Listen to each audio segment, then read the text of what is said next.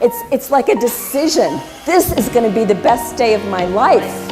Yeah. Woo! You know, how many of us, when we roll out of bed in the morning, say, whoa, this is going to be the best day of my life, as opposed to, oh God, is it already that fill in the blank time? How would our lives change if we really said, yeah, enthusiasm, that's the one that's going to be mine.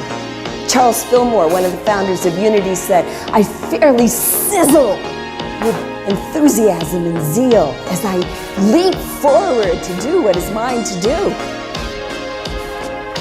Now notice in that statement there's no, okay, I got this list and I gotta get it done by the end of the day. That's a really different vibe, isn't it? You know, that's kind of a, all right, put the yoke on and drag it through my life. It's not like that. No, it's like, whoa, whatever it is, bring it on. Bring it on. I got this because it's not I. That's the whole key of enthusiasm.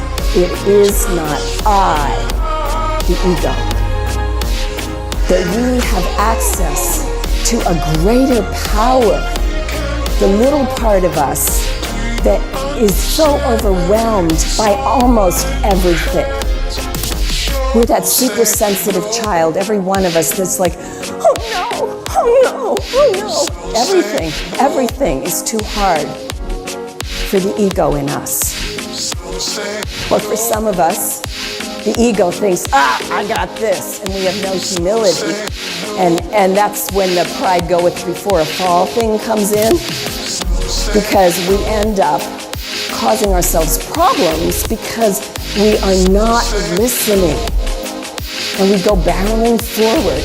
I was reading in the paper today, you know how it is once you put your attention on something, everything seems to filter in. And there was an article in the paper that talked about how this woman in North Carolina, you know, the islands that are there off the coast of North Carolina, well, they've done some studies and it talks about how the sea is rising because of global warming, and so they've predicted that in X amount of time, those islands will have more and more water, you know, right up to their homes and so forth. You know, it's just like scientifically can be predicted. And so she's saying, no, this is terrible for housing values. We'll never be able to sell them. And so she has mounted this campaign to defy this study. And you know, sometimes that works, like Napoleon said to his men, there will be no Alps. And he managed to get them over the Alps to do the attack that they wanted to do. So mass hypnosis has powerful effect, but you know, I'm thinking that for the sake of home values, to defy the possibility that global warming might be right is not the highest and best use of the power of enthusiasm. And the key is, where is that coming from? That's coming from fear. She's afraid that someday the houses won't sell because somebody will figure out that, oh, if in 100 years it's going to be underwater, maybe I don't want to buy it today. So that's not enthusiasm. We all know what it's like to have a lot of energy to go and do something, and then it doesn't work out so well because we're pushing.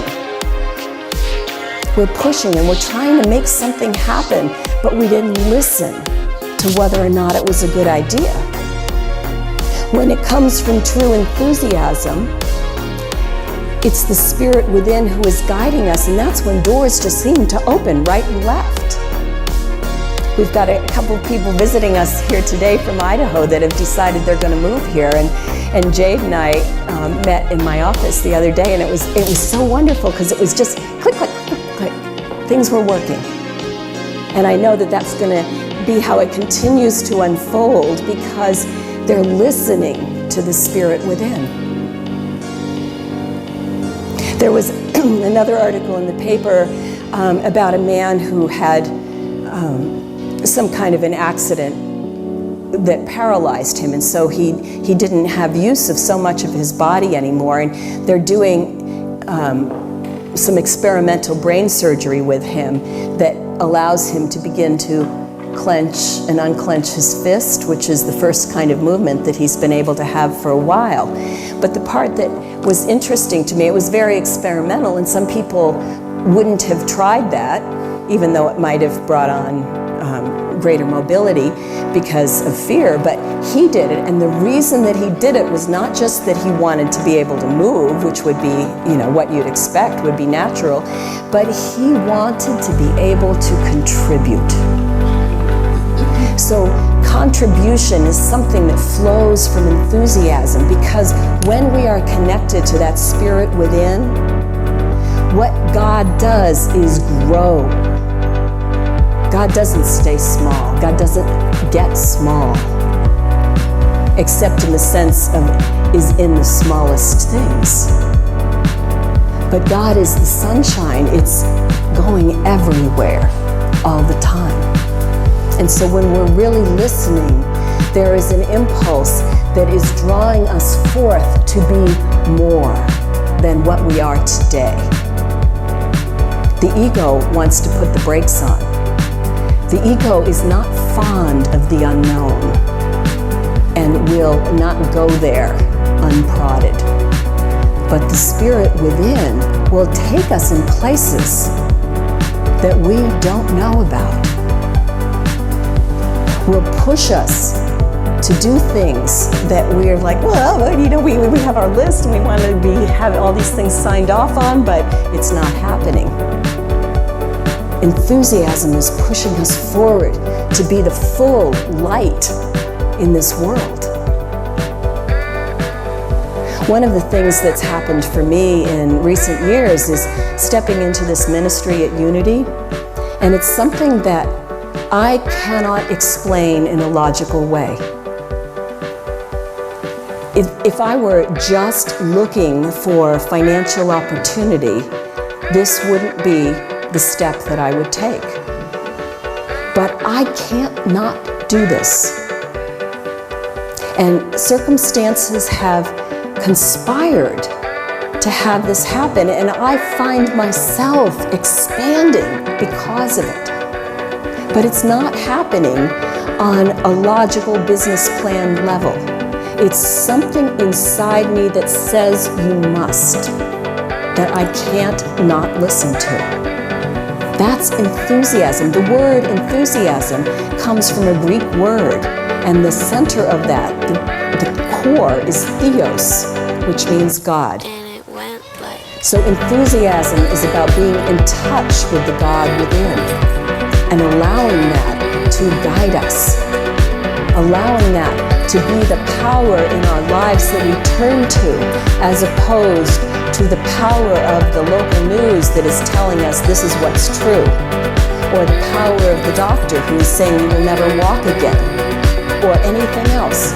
That is not the power in our lives. There is one power, one presence, and it is God. And that God is completely powerful. There are no limits except for the ones we put on with our minds. So enthusiasm is the power that says that that's true, and therefore this is going to be the great day of my life. Enthusiasm is what the dog does. Oh boy, this is the best phone ever. Oh boy, this is the best meal ever. Oh boy, this is the best cat ever. As opposed to the cat, it's like, whatever. We want to access our inner dog and just bound through our lives, fairly sizzling with enthusiasm and zeal, to do what is ours to do. One of the things that really is exciting to me in Unity Worldwide, because it's an international organization, we're not just a little spiritual center here. We're part of something bigger.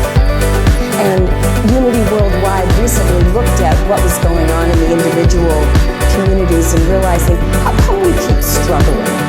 You know, whereas the Christian megachurches just keep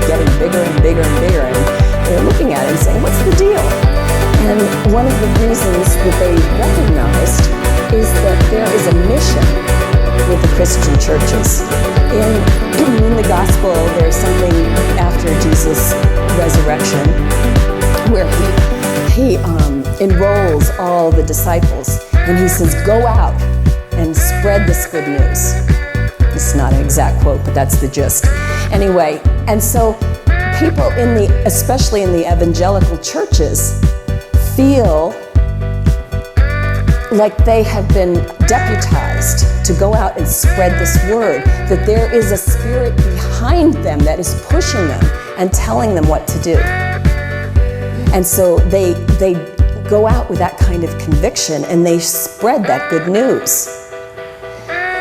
Unity has really good news. Unity has a message of how to align yourself with the Spirit, how to change your thoughts and attitudes so that you have the best day of your life every day. That's the core to Unity's message. Take your attention off of this literal stuff. Take your attention off of these circumstances and situations that you think have power over you and put it where the real power is. Plug in to the real power and your life will change and the world will change. And so they're saying, let's take these principles which are working for us individually and get them out into the world, because our world needs to change. And let's acknowledge that we have something worth sharing and be part of a whole movement that is spreading across the planet with greater results than global warming. Let's be part of that. Let's claim it. And frankly, that's something I get really excited about, because I want to be part of changing this world. Not because in and of itself there's something wrong with the world, but because the world is here to blossom. I want to assist in this world being all that it can be. In our world being able to collectively say, woohoo, this is the best day of my life. And I hope you want to be part of that too, because that's what we're about here. We are about lighting a light inside of us first and then getting it out into the whole world. We don't want to hoard that light. We don't want to put it under a basket somewhere. We want everyone to have that. Remember in that movie of When Harry Met Sally? I want what she's having. That's what we want everybody to say when they meet us. Okay? So mind back to that scene and go through life. Light your candle and spread it to the world. This was a triumph. I'm making a note here, huge success. It's hard to overstate my satisfaction. Aperture science. We do what we must because we can. For the good of all of us, except the ones who are dead. But there's no sense crying over every mistake. You just keep on trying till you run out of cake. And the science gets done and you make a neat gun for the people who are still alive.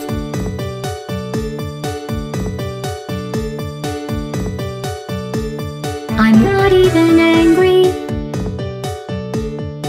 I'm being so sincere right now. Anyway, this cake is great. It's so delicious and moist. Look at me still talking when there's science to do. When I look out there, it makes me glad I'm not you. I've experiments to run. There is research to be done on the people who are still alive. And believe me, I am still alive. I'm doing science and I'm still alive. I feel fantastic and I'm still alive. While you're dying, I'll be still alive. And when you're dead, I will be still alive. Still alive. Still alive.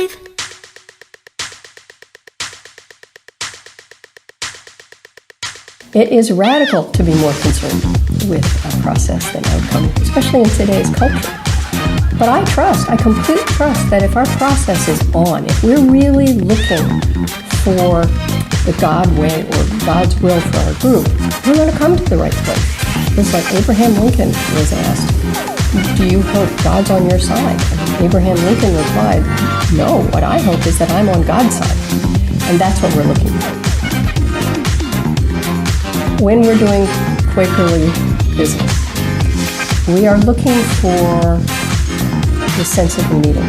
Many people assume that's the same thing as consensus. The sense of the meeting is looking for God's way, God's will for this group on this issue at this time.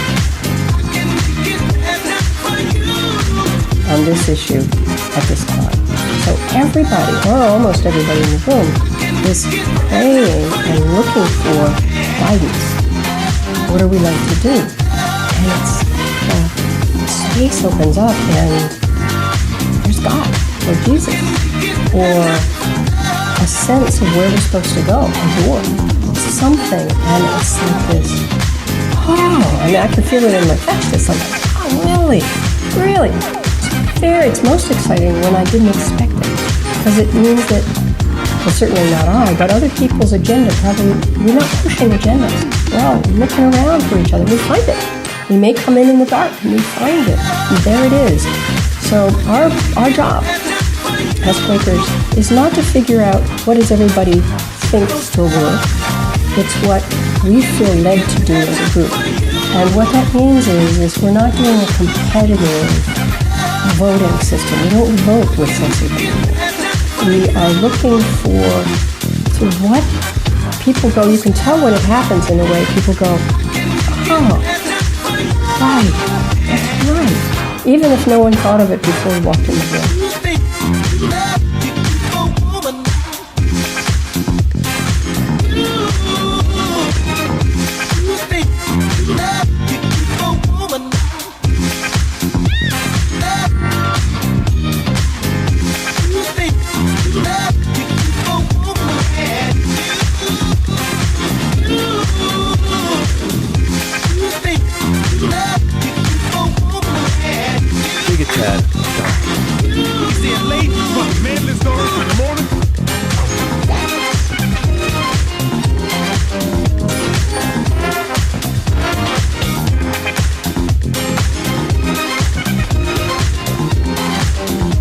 One of the highlights of my Quaker career was clerking FCNO. It was, somebody asked me once, was it hard? And I said, it was like driving a Cadillac. It is the deepest spiritual experience I think I've ever had as an ongoing piece. And to be part of some of the decisions that FCNL made and to be blessed to have been Clerk at the time is like a gift.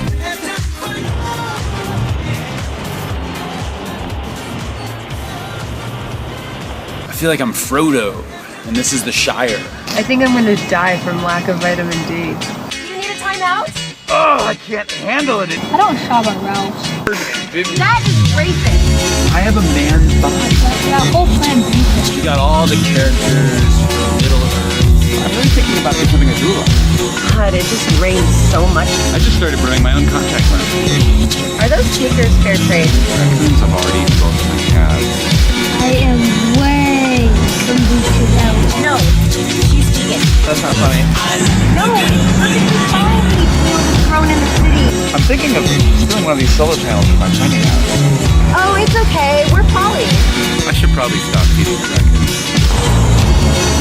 Do you need a timeout? Olympia is such a great place to raise kids. We don't punish our kids. No, we just give them consequences. We're having an anti-aggression workshop. What you just said is actually racist. How long have you been together? 2 weeks. I didn't want to be the new fortnight single. 2 weeks. And you're co-parenting? I've seen you around a lot, but I forget your name. The roundabouts are actually not that complicated. Did you, used to date? Thank you! This system is so oppressive to single mothers. Point of process. Oh, this is yerba mate. Point of process. I'm totally not addicted. The This commute to the west side is just super hard on me. You're not gay? The tempo rhythms here are so good. I don't really mind waiting 2 hours. Let me get your hot dog. No, we're raising him to be a raw student. It's a benefit, so we kind of need you to pay the cover if you can. Magic waves, my friend. You love the girl with magic waves. And it's true. I might as well give in. You cast a spell on all my nights and days with your Find some moments where Donkey is pure Chad energy, right? Because we're gonna be making a love song. We can't be using, the sounds of him begging. We gotta use the sounds where he's really, really sexy. Sultry. Sexy, sultry, sultry, sexy. I know you probably hear this all the time from your food, but you must bleach yourself because that is one dazzling smile you got there. And do I detect you with the minty freshness? You're just reeking of feminine beauty. Larry, you got something else?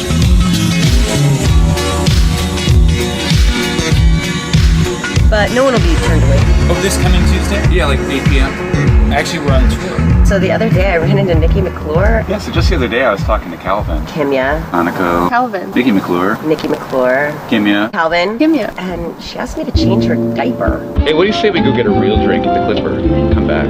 We're trying to start a sustainable community. I'm still polyamorous politically. So much unchecked privilege. I never leave the west side. I'm not paranoid.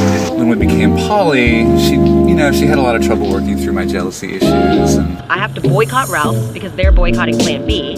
And when you say things like that, it just makes me feel unsafe.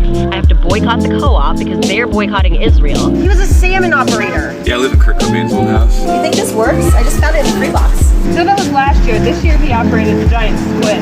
The reef burned down again? It's really good. You grew up here? I only steal from corporations. That must have been so amazing. Don't tell me. You're moving to Portland. Please don't kill me. I really don't want to end up on hit lists. Pretty much everything that people say is like so cool about Portland, it's all stuff that they copied from Olympia. The West Side has its own arts walk now. It's raw! Yeah, so I started shaving my legs again recently. At first, only ironically, but kind of into it. You only drink well water. We'll have a show in the basement. We'll get a bunch of local bands. You know they're all going to want to play.